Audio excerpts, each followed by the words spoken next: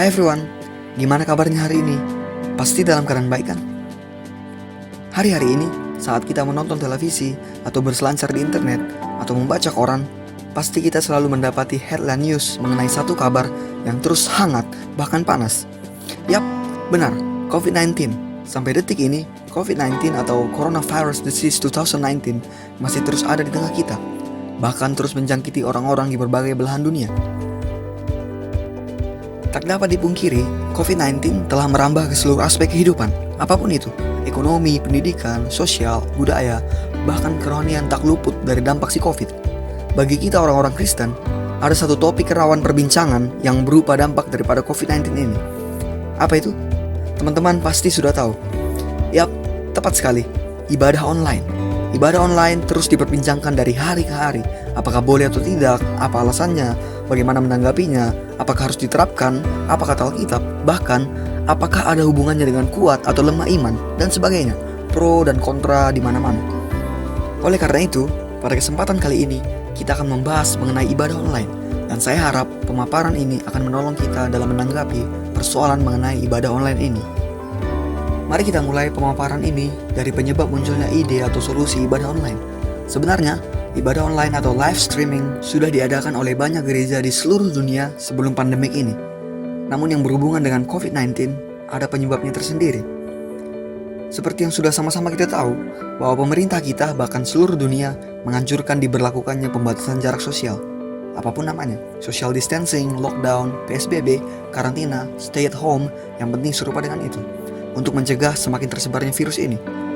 Nah, oleh karena ibadah di gereja adalah salah satu perkumpulan berskala besar atau banyak orang yang hadir di satu tempat, maka dari itu, ibadah, khususnya ibadah Minggu Raya secara konvensional atau berkumpul secara fisik, dianjurkan untuk dipasifkan sementara waktu. Ingat, bukan ibadahnya yang gak ada, tapi perkumpulan secara fisiknya. Kemudian dicarilah solusi untuk sementara menggantikan ibadah konvensional. Dan mengingat era ini yang sudah begitu maju, internet sudah menjadi salah satu kebutuhan hidup. Dan mengapa gereja tidak memanfaatkannya dengan sebaik-baiknya? Maka diputuskanlah solusi untuk mengadakan ibadah secara online. Dengan demikian, ibadah tetap dapat berjalan dengan baik dan seluruh jemaat tetap bisa ikut. Dengan kata lain, jumlah tidak dibatasi, tapi tetap tidak bersua secara fisik. Nah, itulah mengapa muncul ide ibadah online dalam akhir-akhir ini. Oke, kita sekarang masuk ke pembahasan yang lebih mendalam. Apakah ibadah online bisa diadakan? Apakah itu tidak melanggar ketetapan firman Tuhan? Apa kata Alkitab? Adakah kita bisa belajar dari salah satu sejarah kekristenan? Kita akan mulai mengupas persoalan ini. Let's do it. Kita harus terlebih dahulu melihat apa yang Alkitab katakan mengenai hal ini, atau setidaknya semacam ini. Dapat jawabannya, maka yang lainnya dapat kita pahami dengan lebih mudah. Kita harus akui Alkitab memang gak ada sama sekali membahas tentang ibadah online. Ayolah, bahkan internet pun belum ada kala itu. Tapi jangan berkecil hati dan jangan langsung bilang kalau Alkitab gak bisa menjawab persoalan ini. Alkitab tetap punya jawaban, camkan itu baik-baik. Nah, pada topik kali ini kita jangan fokus di kata ibadah online-nya, tapi fokus di perubahan cara yang kita lakukan dalam ibadah kita. Mari kita mulai. Yang pertama, masalah penanggulangan penyakit. Kita butuh tindakan nyata, bukan hanya iman kosong. Dalam 1 Timotius 5 ayat 23, Rasul Paulus menganjurkan Timotius yang pencernaannya terganggu dan tubuhnya sedang lemah untuk minum anggur sebagai salah satu tindakan merawat diri. Perlu ditekankan, Paulus tidak menyuruh Timotius untuk hanya berdoa dan beriman. Bahkan kalimat itu tidak ada. Paulus memberi nasihat kepada Timotius untuk bertindak. Kenapa tidak hanya berdoa? Apa Paulus lemah iman? Haha, bukan bung, itu bijak. Dan pada masa pandemik ini, kita butuh tindakan nyata. Dan social distancing sangatlah berdampak positif bagi pencegahan penyebaran virus ini. Bukan lemah iman, tapi bijak. Yang kedua, di tengah keadaan seperti inilah, gereja seharusnya terlihat terangnya dan terasa geramnya. Kita anak-anak Bapa harus memberikan kontribusi secara nyata. Kata salah satu pendeta gereja Reform Exodus Community, Bapak Pendeta Yakub Trihandoko, di tengah situasi seperti ini, gereja-gereja seharusnya terpanggil untuk memberikan kontribusi nyata, bukan hanya slogan-slogan rohani yang menguatkan hati, tetapi sebuah langkah konkret. Ada banyak hal yang bisa dilakukan oleh gereja. Salah satunya adalah mengkaji ulang pengadaan ibadah konvensional. Saya meyakini bahwa upaya ini tidak melanggar firman Tuhan.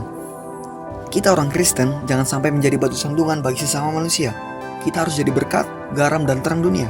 Dan salah satunya dengan melakukan social distancing, maka kita sudah menjadi berkat bagi banyak orang, dan bukan batu sandungan, dan bukan penyebab penyebaran penyakit. Begitu juga kalau gereja mempasifkan ibadah konvensional untuk sementara waktu. Yang ketiga, kita harus menaati apa yang menjadi arahan dari pemerintah kita, sebab inilah juga yang dikehendaki firman Tuhan dalam Roma 13 ayat 1-7. Terlebih lagi arahan dari pemerintah kita adalah sangat teramat baik dan untuk kesejahteraan kita semua. Adakah alasan bagi kita untuk menolak? Jika masih ada, maka itu sudah pasti alasan para pembangkang.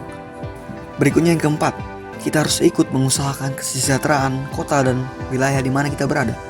Yeremia 29 ayat 7 jelas mengatakan hal ini. Meskipun konteksnya pada masa itu pembuangan Babel, tapi bukan berarti gak usah lagi dipakai di luar itu. Dengan gereja ikut bersocial distancing, maka kita sudah turut mengusahakan kesejahteraan kota, bahkan negara, bahkan dunia ini. Kelima, ibadah bukan soal gedung. Ingat khotbah di bukit? Di mana? Bukit, Bung. Bukit. Bukan bangunan, apalagi gedung gereja. Yesus beribadah di atas bukit, dan ini menjadi salah satu contoh yang jelas. Dan dalam 1 Korintus 1 ayat 2 dikatakan bahwa dimanapun orang Kristen berseru kepada Tuhan, di segala tempat, tidak terpaku pada satu tempat. Tidak heran pada era gereja mula-mula, jemaat beribadah di mana-mana, rumah ganti rumah, tempat ganti tempat, di mana saja. Yang keenam, lokasi tidak dapat membatasi persekutuan kita. Paulus dalam 1 Korintus 5 ayat 3-5 mengatakan bahwa kita bisa bersama-sama dengan Tuhan Yesus di dalam roh, tidak harus bertemu secara fisik. Dengan demikian, ibadah online tidak menghalangi kita untuk tetap bersekutu di dalam Tuhan. Yang ketujuh, tidak tepat kalau karena aturan kita tidak berbuat kebajikan. Yesus sendiri beberapa kali menyembuhkan orang sakit pada hari Sabat, dan ini memancing amarah orang Farisi dan ahli Taurat karena Yesus melanggar aturan. Akan tetapi Yesus menegaskannya, tidaklah tepat apabila kita menahan kebaikan hanya karena aturan kaku. Sebagaimana mereka akan menolong lembu mereka yang terperosok pada hari Sabat, demikianlah Yesus menolong manusia yang jauh lebih berharga daripada lembu. Dan melihat kondisi kita saat ini, jangan biarkan aturan ibadah Minggu Raya di gereja menghalangi kita untuk berbuat baik, yaitu tidak menjadi penyebab persebaran virus. Lagi pula, ibadah Minggu Raya di gereja bukan sebuah aturan seperti hari Sabat. Bahkan Tuhan tidak pernah mengharuskan ibadah di suatu bangunan. Dalam kasus ini, kita juga bisa melihat contoh historis. Pada saat Bait Salomo dihancurkan oleh bangsa Babel, orang Yahudi kehilangan rumah ibadah mereka. Namun sejarah mencatat, hal ini mengharuskan mereka untuk memikirkan ulang bagaimana esensi peribadatan mereka. Hasilnya, sinagog mulai ada pada masa itu, di mana bangsa Yahudi yang terbuang tetap bisa beribadah, walaupun tidak seperti dulu. Bahkan fokus yang awalnya adalah ritual, persembahan korban, kini beralih menjadi pengajaran Taurat di sinagog tersebut. Contoh lainnya pada abad kedua, di saat keluarga Matatias di bawah kepemimpinan Makabe terus berjaya, pihak lawan ingin menghancurkan mereka, dan dengan cerdik lawan menyerang terus pada hari Sabat karena mereka tahu kalau pasukan Makabe tidak akan melanggar hari Sabat dengan berperang. Hasilnya pasukan Makabe mulai lemah karena memang menolak untuk melawan. Namun setelah itu diputuskan untuk bangkit dan melawan sekalipun pada hari Sabat, karena mereka tidak sanggup melihat semakin banyak rakyat yang terbunuh konyol dan sia-sia. Dua contoh historis ini memberitahu kita bahwa terkadang dalam keadaan khusus dan mendesak, kita harus memikirkan ulang esensi yang selama ini kita pegang, termasuk dalam hal ibadah. Nah, sudah semuanya kita bahas. Demikian kita telah meninjau apa yang dikatakan Alkitab mengenai hal ini, bahkan plus kejadian historis. Sekarang kita tahu apakah kita melanggar firman atau tidak. Tuhan tidak akan murka karena kita beribadah secara online dan tidak hadir di gedung gereja. Tidak akan. Justru yang Tuhan Yesus tidak suka adalah ketetapan hukum yang kaku dan membelenggu sampai-sampai segi kemanusiaan tidak diperhatikan. Yang perlu dipahami dengan baik adalah social distancing bukan lemah iman. Bukan. Itulah tandanya kita bijak dalam menyikapi hal ini. Kita harus berjaga-jaga.